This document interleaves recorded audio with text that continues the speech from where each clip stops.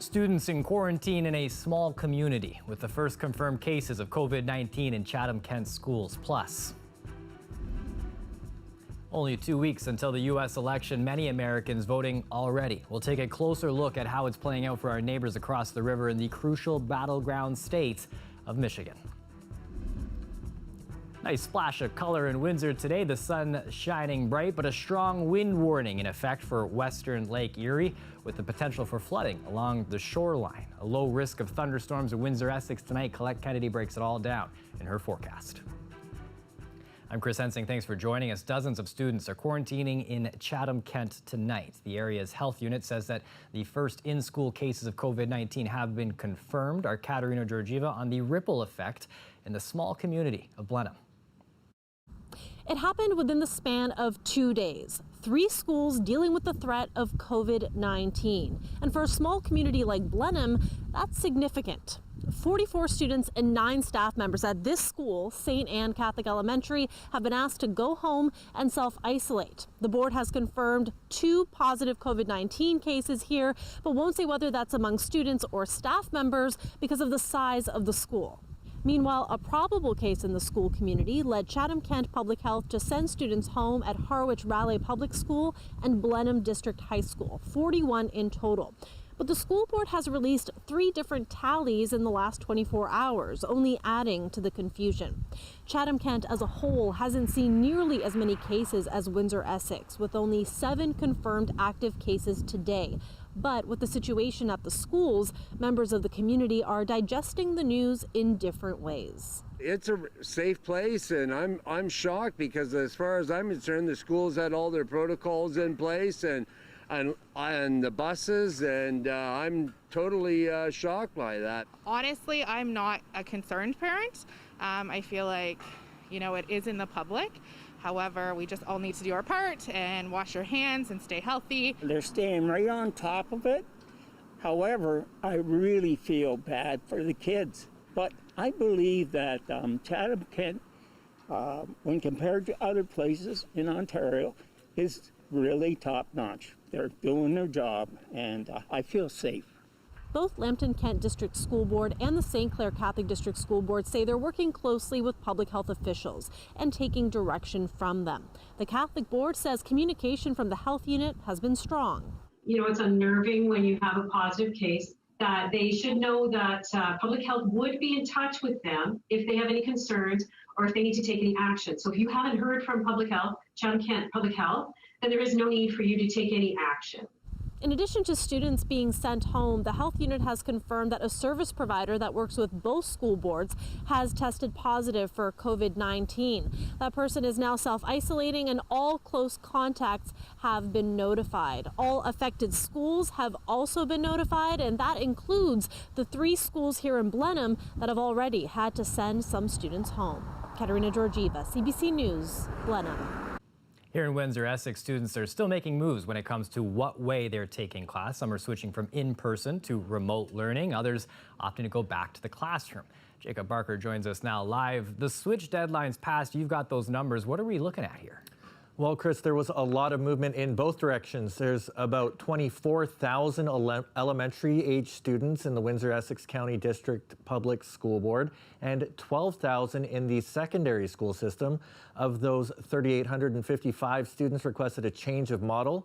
When it comes to elementary students, more are going back to in-person classes, and for secondary schools, it's the other way around. Take a look. So there were 1,879 elementary students moving either from paper packages or virtual learning to in-person classes, and 474 students are opting to move the other way, from in-person classes to virtual learning or paper packages. When it comes to the Catholic School Board, we only have numbers for elementary age students. There were about 800 students opting to go back to school and 97 deciding to move to remote learning.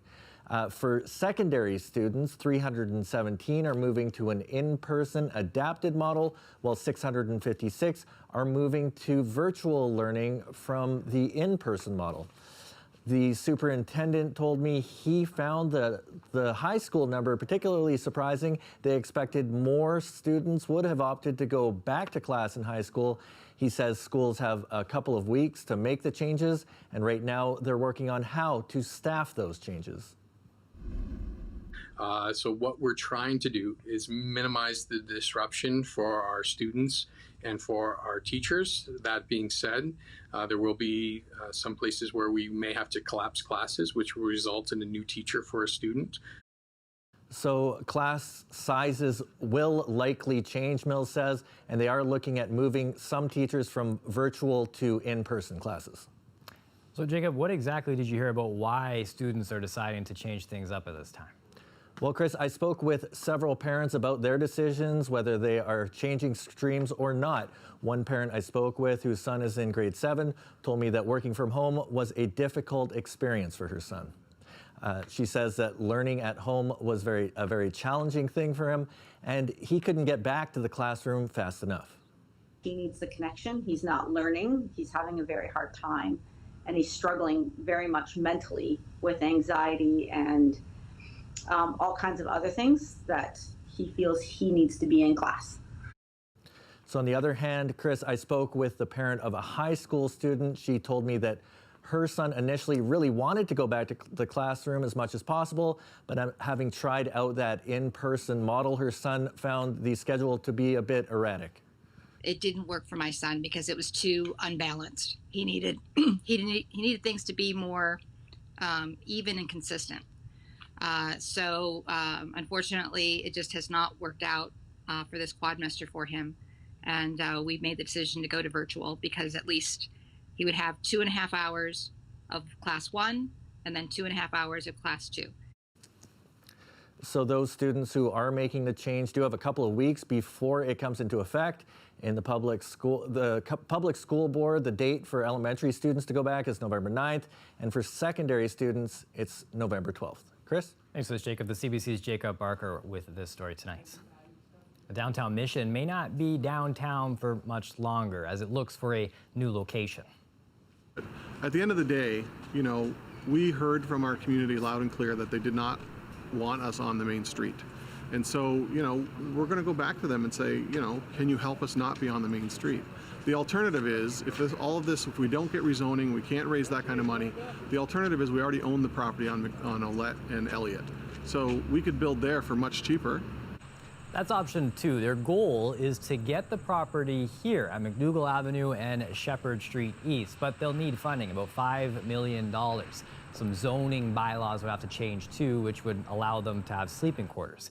Here's what the new facility could look like. Dunn says that the new location would have all of their services under one roof instead of how it currently is spread throughout the city. Even though this location won't be directly on a bus route, those that use the Mission service say it's not an issue.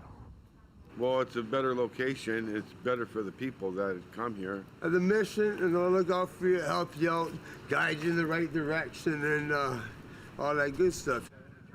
Dunn hopes to get the shovels in the ground by spring. The Mission has to leave its Victoria Avenue location by December 2021.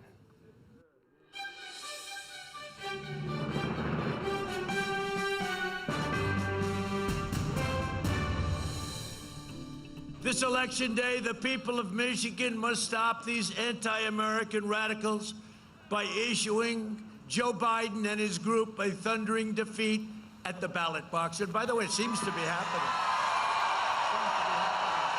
He lied to the American people. He knowingly and willingly lied about the threat it posed to the country for months. He had the information. He knew how dangerous it was. And while this deadly disease ripped through our nation, he failed to do his job on purpose. Very different visions for America, but a laser-like focus on the hearts and minds of Michigan voters, and for good reason. Trump won the traditionally Democratic state by about 10,000 votes in 2016. A repeat win is crucial for the U.S. president's re-election hopes. But a lot has changed in 4 years. With just 2 weeks to go before the elections, many Americans are already voting. COVID-19 is changing the way they cast their ballots, with many opting for the mail-in ballot system.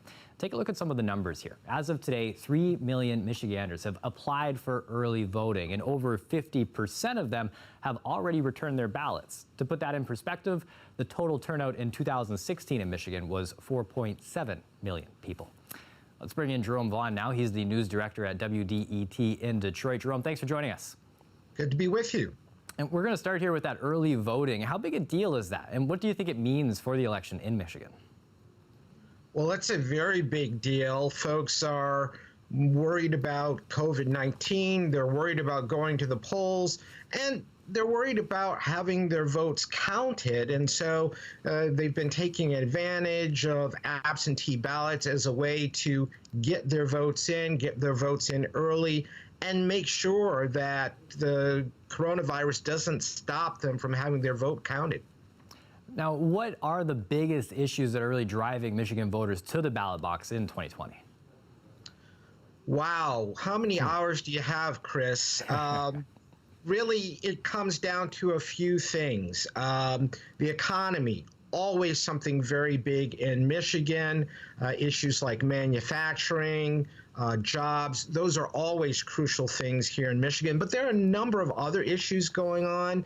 The soundness of what is going on in Washington, D.C. A lot of people are concerned that President Trump is exhibiting fascist tendencies, and so that plays on the mind of a number of people, as well as a few other issues like what's been going on around the country with racial politics. So all of those are mixed together and really will decide this election. And something else that people who live in Michigan have been dealing with here, the FBI laid charges in a plot to kidnap and kill Governor Gretchen Whitmer. Donald Trump has made light of the issue at a recent campaign stop. I'm just going to play a clip from a recent rally that gives a sense sort of the political climate right now. You got to get your governor to open up your state, okay?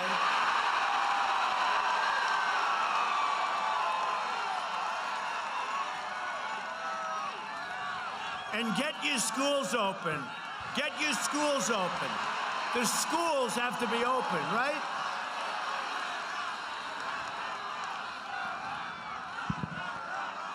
Lock them all up. Lock them all up, lock her up. How real is the threat of political violence in Michigan?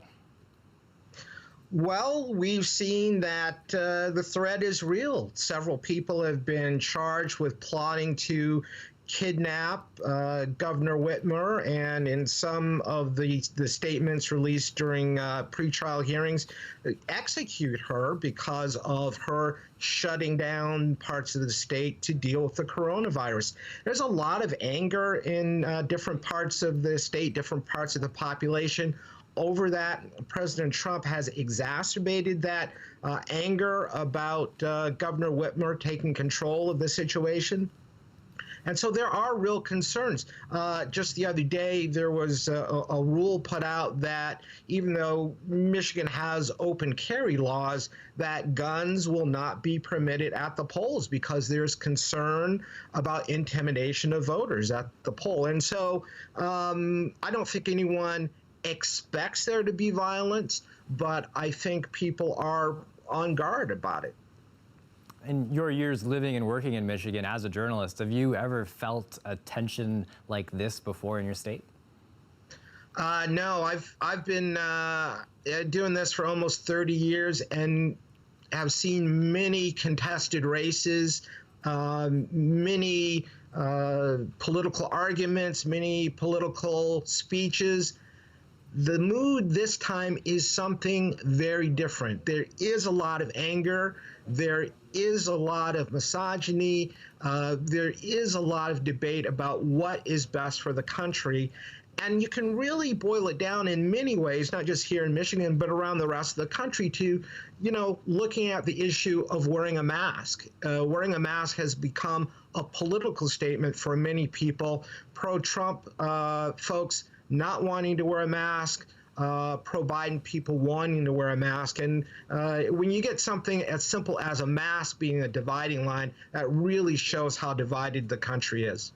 It's really interesting, too, considering the last time we spoke, COVID-19 was really ripping through Detroit, outbreaks across Michigan. Where do things stand now? Detroit has really endured that first shock.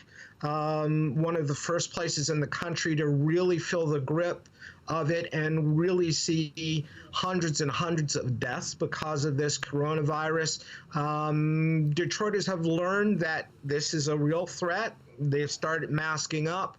And so the numbers have, I should say, plateaued. They've sort of, the rise has not gone as high as one might expect, but it's not over, and there's an understanding that it's not over. Other parts of Michigan are seeing numbers spike because they're not wearing masks, they're not social distancing. Detroiters know the threat is real. We also spoke with him about how pivotal the auto industry is for this election and what the mail-in ballot system will do as far as delaying election results the night of the election. You can find more on our website, cbc.ca/Windsor.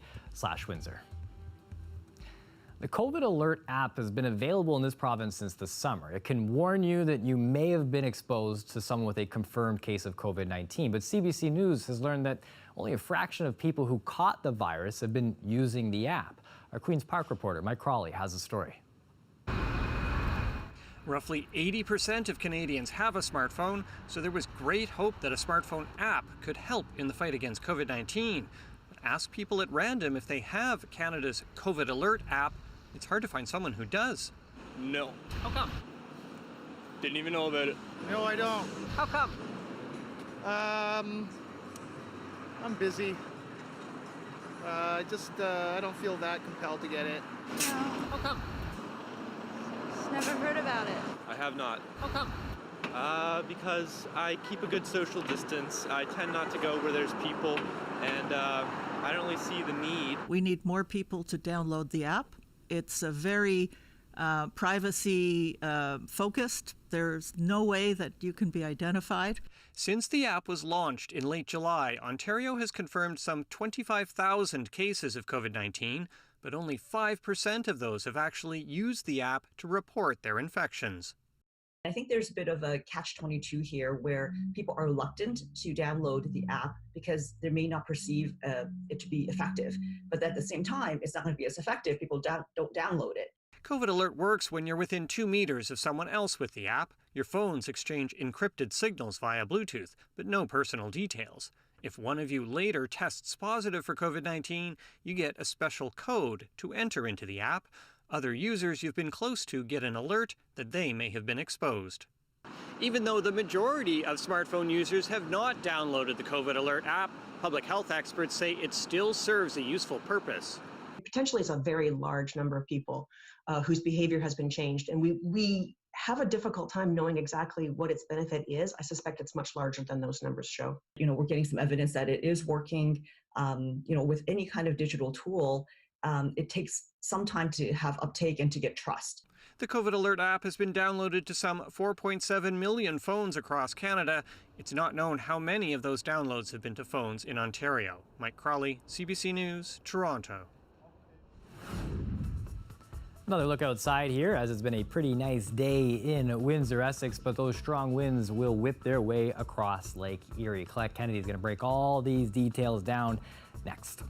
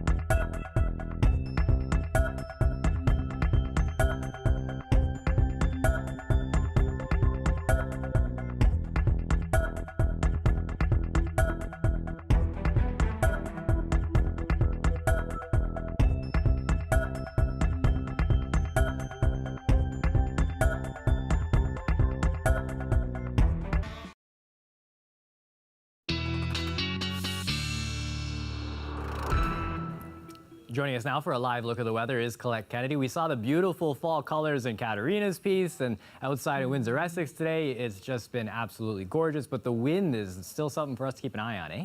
Yeah, I guess that's sort of it, isn't it, Chris? There are trade-offs in these things. So we get the sunshine, hours of sunshine, but yes, we've got those winds a little bit breezy out of the northeast, and also the temperature's a little cool. I guess 2020 has taught us a lot about trade-offs, and so that's kind of what we have here, is that the temperature's almost 5 degrees below seasonal in terms of where we are with our daytime highs, and essentially where we're at now are the highs for the day today. So 11 degrees for Chatham-Kent, Leamington, and for Windsor, and those northeasterly winds out ahead of a system that's moving towards us from the U.S. Midwest.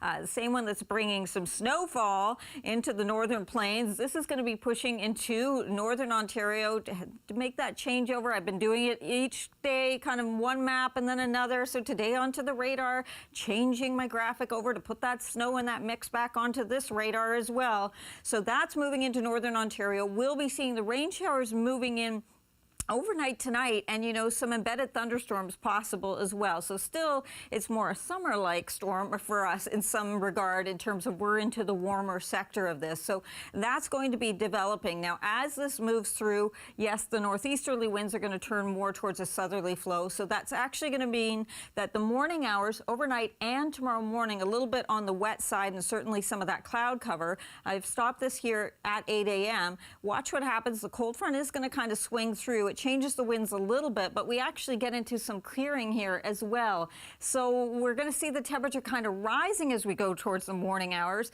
and we'll probably hit our high for the day kind of midday and likely even get towards the mid-teens. We might even get a little bit above, and then we'll see the temperatures falling back down again as high pressure moves in. But it's kind of a split decision on the day. So wet in the morning, or at least the potential, it's going to be that damp feel to it, and then drier conditions for the second half of the day. Then Thursday, the next system kind of moves in. So we have some showers, that potential early, and then again we get into some clearing. But this next system that's going to come in after that towards the end of the week, this is this other one that I've been talking about. Now this one's going to soar well into northern Ontario again. We're going to be into the warm sector. A really big push from the south in terms of that warmer air, and that means most of the day really on Friday we're going to see that we're into the warmer sector with the sunshine, kind of a mix of sun and cloud, and it means we're going to be able to enjoy a good portion of the day as we go into Friday. So try and kind of make your plans accordingly, and then the cooler air will move in for the weekend. In terms of what we're going to see overnight tonight into tomorrow morning, other than where localized you could see more with a thunderstorm rolling through, it's not going to be a lot of precipitation here, okay? So overnight tonight, the temperature is actually rising towards tomorrow morning. So they'll drop a couple degrees from where they are and then rising. We'll hit this high earlier in the day than we normally might, and then the temperature's falling again, a little damp on Thursday. That's what I was talking about on Friday until the door closes when that cold front passes. So Friday's something to kind of plan for. Maybe the last day we hit something in the low 20s until next spring. Maybe. We'll see. Maybe, exactly. Thanks for this, Colette. You're welcome. Now, coming up, we're going to break down how Canada could find itself in a snap election.